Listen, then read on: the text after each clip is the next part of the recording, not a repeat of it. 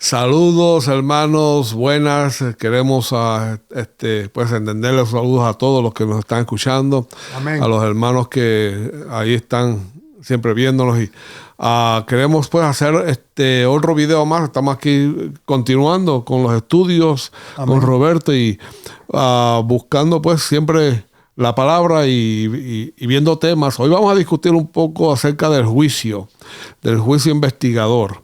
Un tema que quizás pues hay mucha información, es muy amplio. Vamos a tocar un poco por encima. Yo creo que vamos a tocar partes importantes como un resumen, ¿verdad? Del tema en sí. Pero vamos a orar, Roberto, vamos a orar antes de comenzar aquí.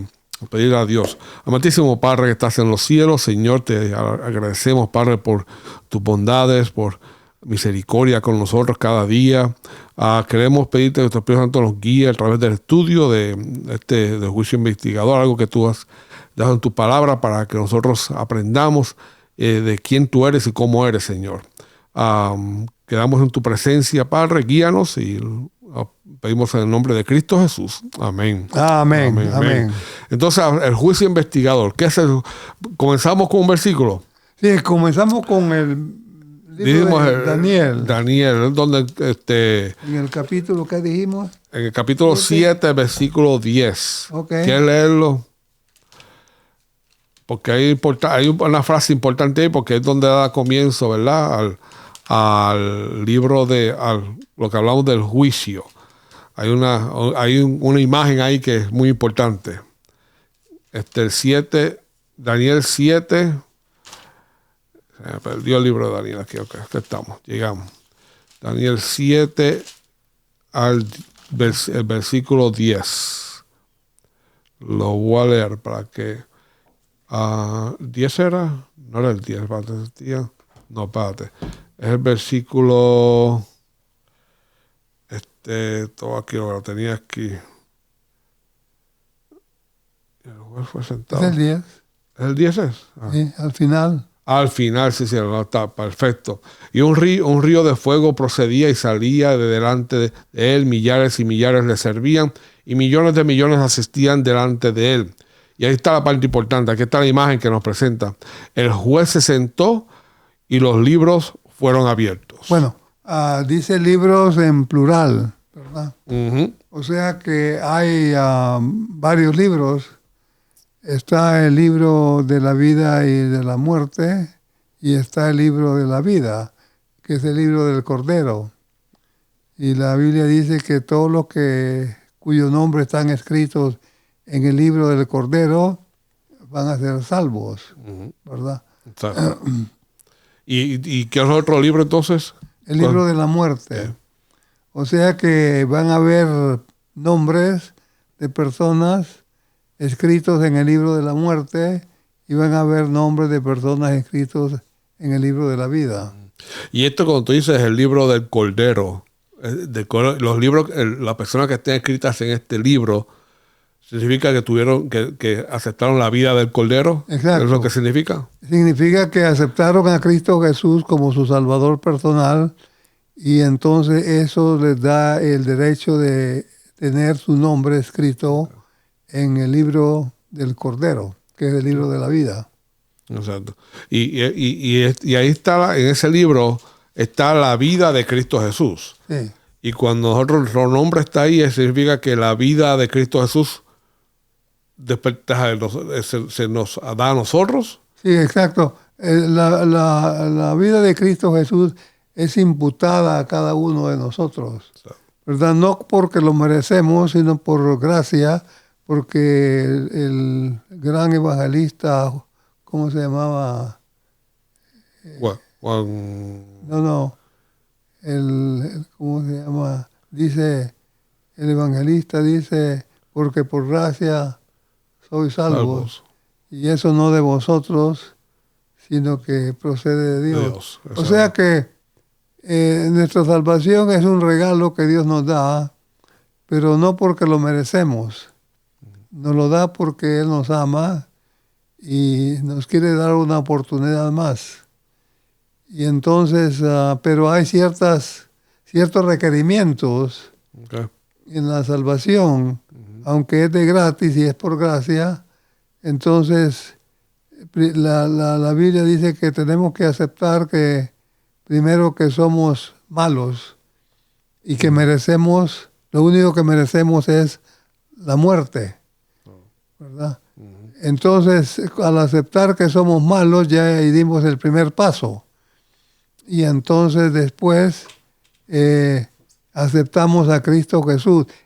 Aceptamos el sacrificio que Él hizo por nosotros y eso nos garantiza nuestra salvación. Así es. Y hay otro versículo más que queremos leer, en el capítulo 8, ¿verdad? En el capítulo 8, porque versículo 14 dice, ajá, hasta 2000 años, hasta 2300 días de tarde y mañana, y el santuario será purificado. uh-huh. Bueno, este es un versículo que nos lleva, si lo computarizamos, que toma mucho tiempo en hacerlo, nos lleva al año 1844. No. Entonces, en 1844, Cristo Jesús en el templo divino, en el cielo, se movió del lugar santo al lugar santísimo. Y al mismo tiempo comenzó la investigación, el juicio investigador de los muertos. Exacto. Y esto es una doctrina adventista muy conocida. Hay mucho material para estudiar. Sí. Si las personas quieren averiguar, quieren conocer más acerca de cómo nosotros llegamos a la conclusión de que este año, 1844, es el año donde sucede este evento del lugar santo al lugar santísimo. Hay mucha información que las personas pueden buscar. Exacto. Porque aquí no podemos entrar en todos esos detalles, porque eso es mucha información, ¿verdad? Tú tienes que ver la profecía dentro del contexto de la historia de la tierra, o sea, de los imperios, de todos los imperios desde Babilonia hasta Roma y todo ese cambio. Hay mucho que estudiar ahí. Hay mucho que estudiar. Pero es algo bello. Y es bello, pero lamentablemente la mayoría de los hermanos y hermanas están ocupados en tareas mundanas y no tienen tiempo para dedicarles a la investigación. Pero es necesario que nosotros tomemos tiempo y investiguemos los diferentes temas de la Biblia para tener un fundamento sólido y estar seguros de que cuando venga Cristo Jesús, que muy pronto viene, podamos ser parte de su reino. Exacto. Y nada, porque esto cuando yo decido estudiar y ver las profecías de Daniel y el conjunto con Apocalipsis, eso lo que hace es aumentar mi fe, cómo toda esta historia se desarrolló exactamente como dice la Biblia. Exacto. Eso lo que causa en mí es aumentar mi fe. Esto tiene que ser válido. Esto no es cualquier cuento.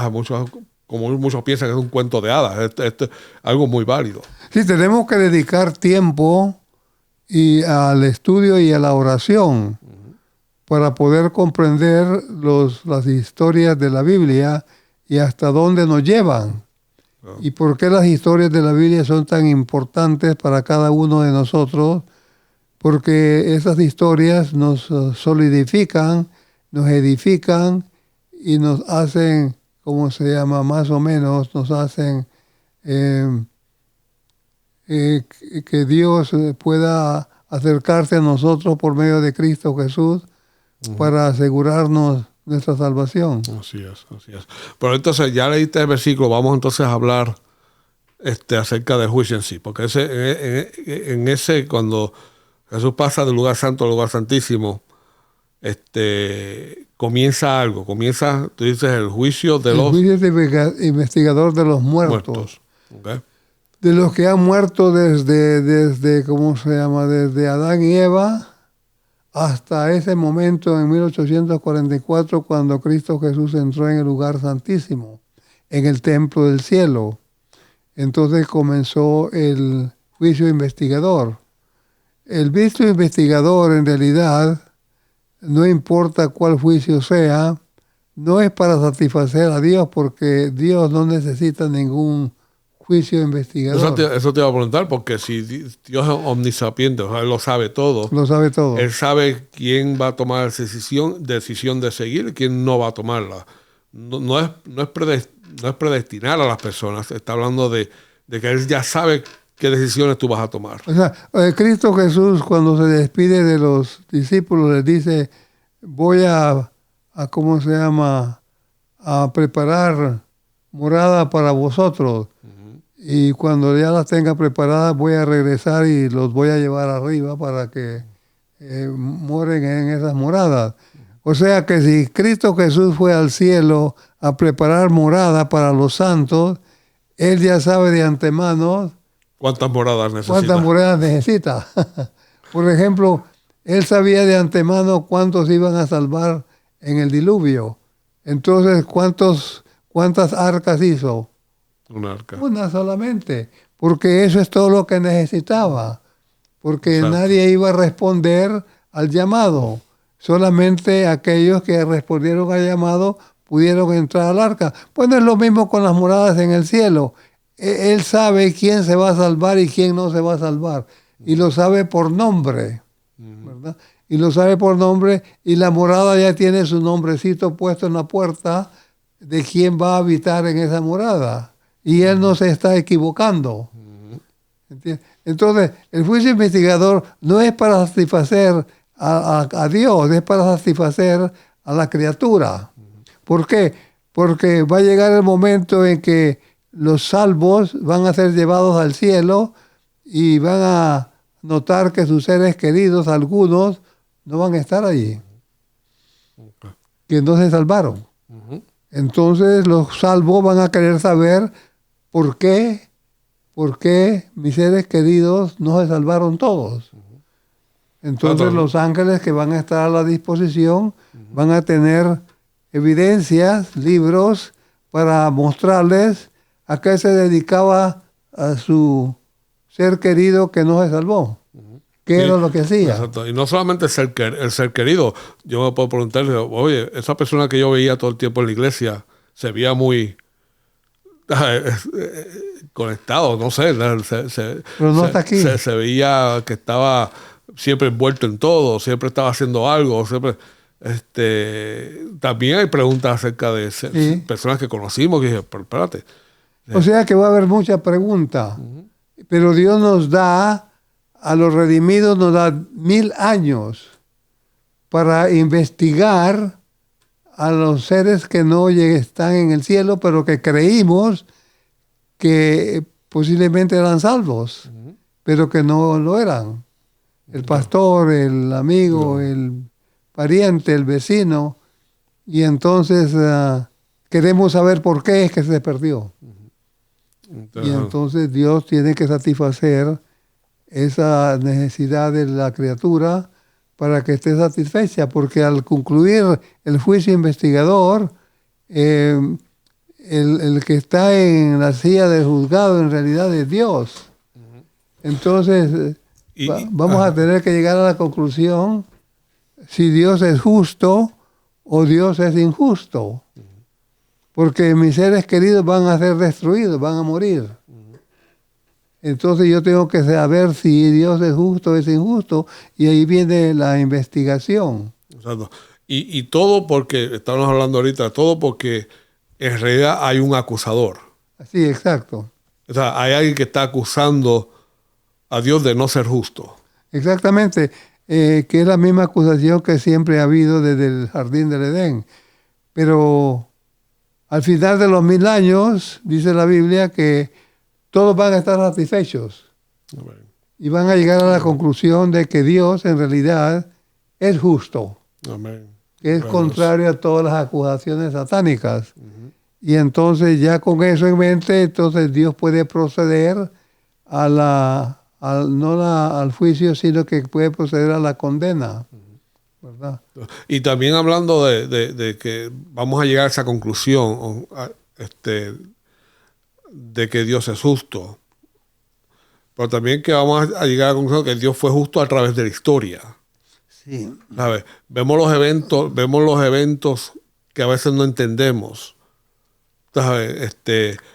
Pues todas las personas que murieron, quizás algunas personas no entienden Sodoma y Gomorra, o no entiendan el diluvio, o no entiendan los cananitas que los israelitas tuvieron que matar por orden de Dios. Nosotros no entendemos esas cosas. A veces no entendemos el sentido de que eso fue mucha gente que murió. Pero aún eso vamos a poder entenderlo, vamos a poder ver la historia. Sí, es muy difícil porque Dios no es igual a nosotros. Uh-huh. Él lo dice, tú no piensas como yo, tú no hablas como yo, okay, y tú no actúas como yo.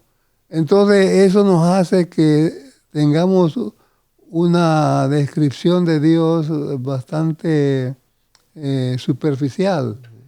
Pero okay, Dios es justo en todo lo que hace y es perfecto. Entonces, cuando los santos sean llevados al cielo, la persona, los salvos, van a tener una disposición diferente a la que tenemos aquí. Vamos a dedicar tiempo a la oración y vamos a dedicar tiempo a investigar si Dios es justo o es injusto. ¿Qué es lo que debíamos de estar haciendo ahora, en este momento? ¿Verdad? Para poder llegar a la conclusión correcta después de los 1000 años de que verdaderamente Dios es justo. Amén.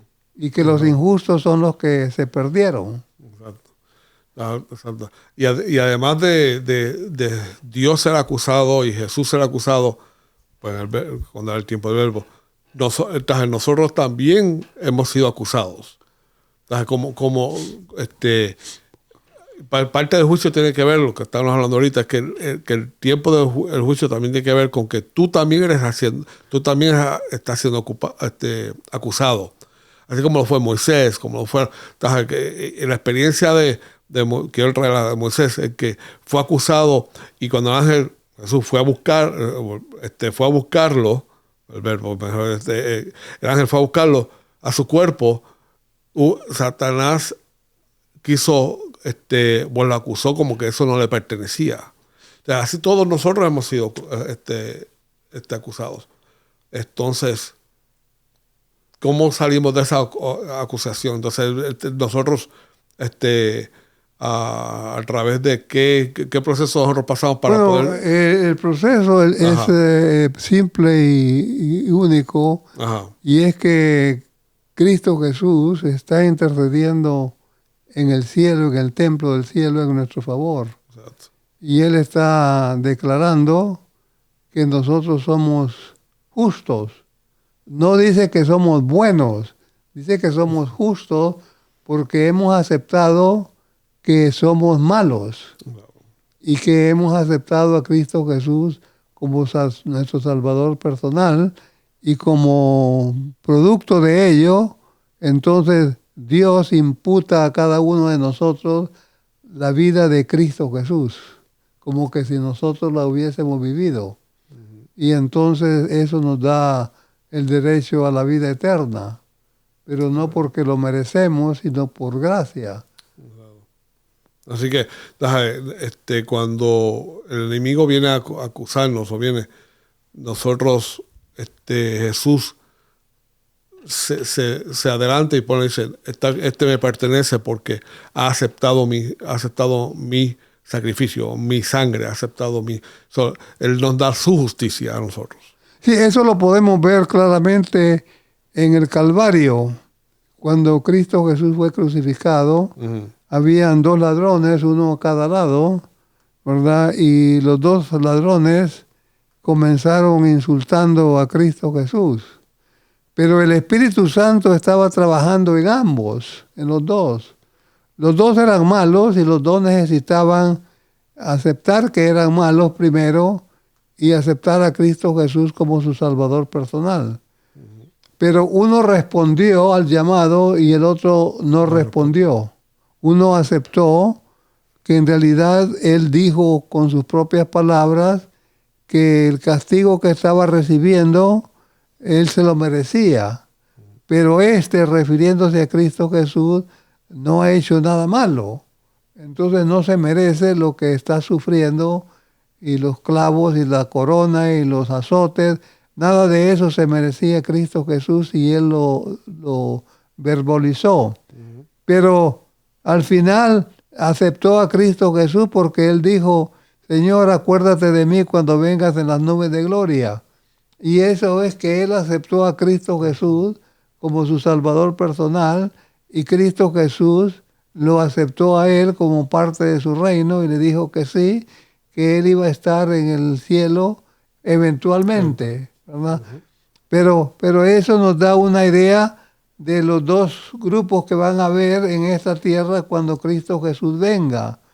Y entonces uno van a ser como el ladrón que no aceptó a Cristo Jesús ni aceptó su maldad, y el otro va a ser los redimidos que aceptaron que eran injustos o malos, pero que aceptaron su maldad y aceptaron a Cristo Jesús como su Salvador personal. Amén. ¿Verdad? Pero el problema es que cuando Cristo Jesús venga y se lleve a los redimidos, no todos van a ser salvos, o sea que van a haber seres queridos, esposos, esposas, madres y padres, hijos e hijas, que no van a estar allí porque no se salvaron. Entonces los padres y las madres y los hermanos y hermanas quieren saber por qué mi ser querido no se salvó, qué fue lo que pasó. Entonces ahí están los ángeles listos para proceder a dar la evidencia necesaria para que esta persona se dé cuenta de que su ser querido no está allí porque él decidió no aceptar a Cristo Jesús como su Salvador personal. Exacto. Y es interesante porque algunas personas piensan, y nosotros hemos hablado de esto antes, hablado que piensan que cuando Cristo venga, en el cielo va a ser todo como unas vacaciones. Pero no va a ser así. Como que estamos jugando con los animalitos y estamos bien. No, eso no es cierto. Eso van a haber muchas lágrimas. Durante los 1000 años van a haber muchas lágrimas. Porque dice la Biblia que al final de los 1000 años Dios va a secar las lágrimas. Quiere decir que durante los 1000 años van a haber lágrimas. Si no, pues si no hubiese lágrimas, Dios no tendría que secar nuestras lágrimas. Entonces el hecho de que Él va a secar nuestras lágrimas es una evidencia que en ese periodo de tiempo no vamos a estar de vacaciones, sino que estamos trabajando, haciendo una obra para llegar a una conclusión. Y esa conclusión ¿es Dios justo o es Dios injusto? Y Dios nos da 1000 años para que lleguemos a una conclusión razonable, ¿verdad? Y la Biblia dice que al final todos van a estar satisfechos. Y lo lindo es que vamos a tener, no es que vamos a estar tristes en el sentido de que nos vamos a quedar a solas, o sea, como que arréglatelas como puedas. Vamos a tener al Espíritu Santo, al Consolador con nosotros, consolándonos, y vamos a tener los ángeles con nosotros. Entonces, aunque va a ser momentos tristes, y vamos a tener un gozo en el sentido de que Dios está en medio nuestro. Exactamente. Por eso es que dice la Biblia en Daniel que los libros se abrieron.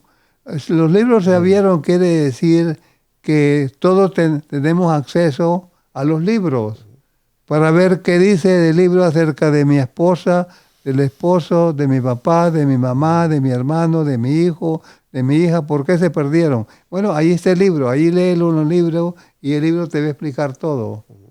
Yo no sé lo que quiere decir la palabra libro, ¿verdad? Yo sé lo que quiere decir la palabra libro el contexto aquí en la tierra. Pero la palabra libro no tiene el mismo contexto allá en el cielo.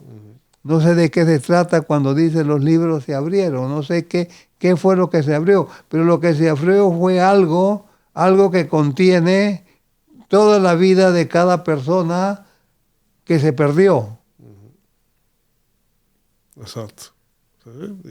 Y no sabemos exactamente qué es, pero no sé, pero hay algo ahí en ese libro con que esa nos información indica claramente que tiene esa información. Que aquí te va a decir por qué se perdió tu papá.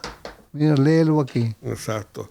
Hay un versículo que quisiera leerte. Déjame ver si lo puedo agarrar rapidito aquí. Hay un...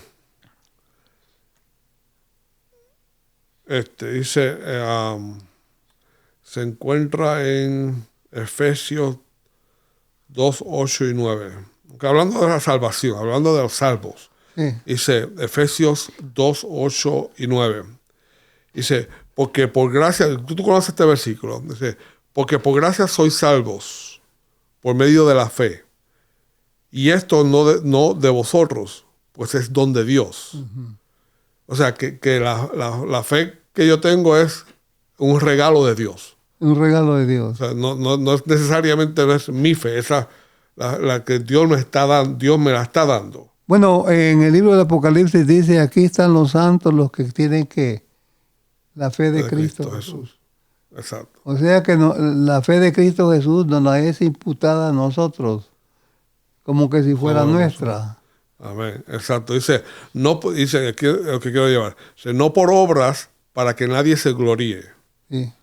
Hasta aquí las obras no esto. Pero en el versículo 10 dices, pues somos hechura suya, creados en Cristo Jesús para buenas obras, las cuales Dios preparó de antemano para que anduviéramos en ella. Cuando hablo aquí pasando de la salvación, sí, Dios ha preparado unas obras.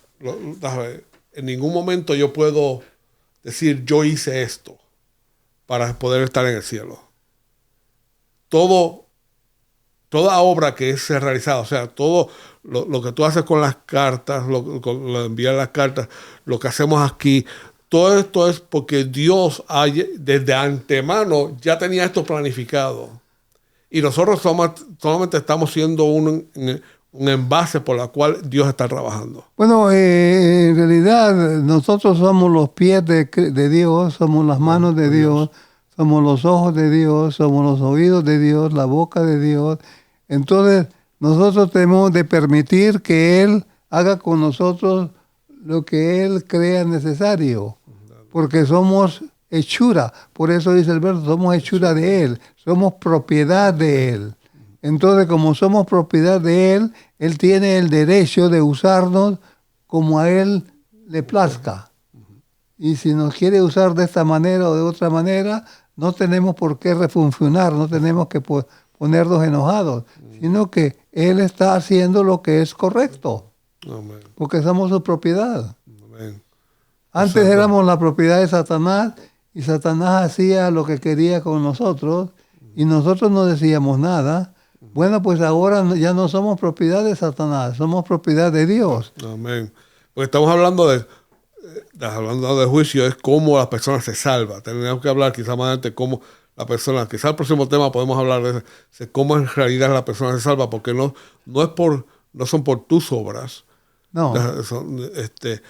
Como leímos en el versículo, son obras que fueron ya preparadas de antemano para ti.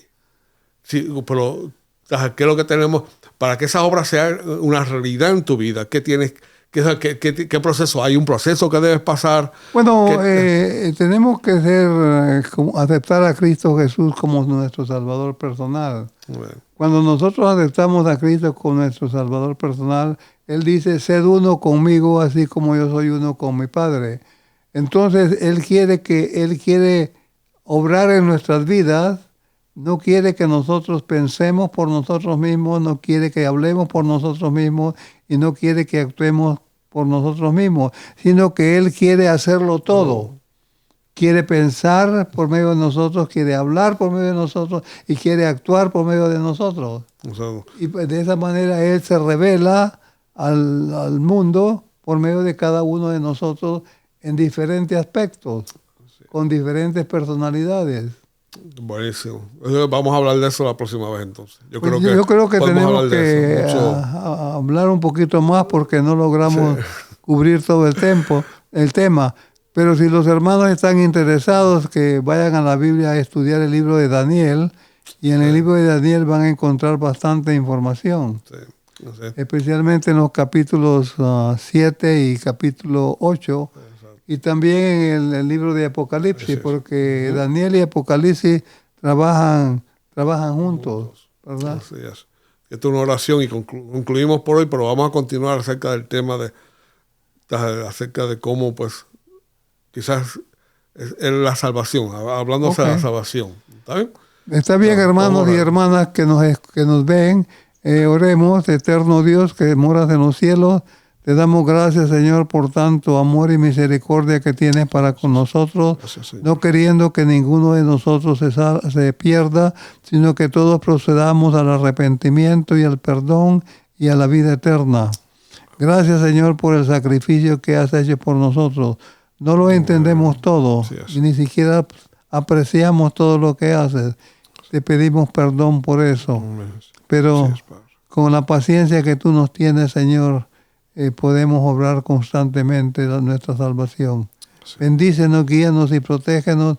En el nombre de Cristo Jesús, tu Hijo amado, nuestro Salvador, te lo pedimos. Amén. Amén. Amén. Amén. Amén. Bendiciones y hasta aquí, hasta la próxima. Dios les bendiga.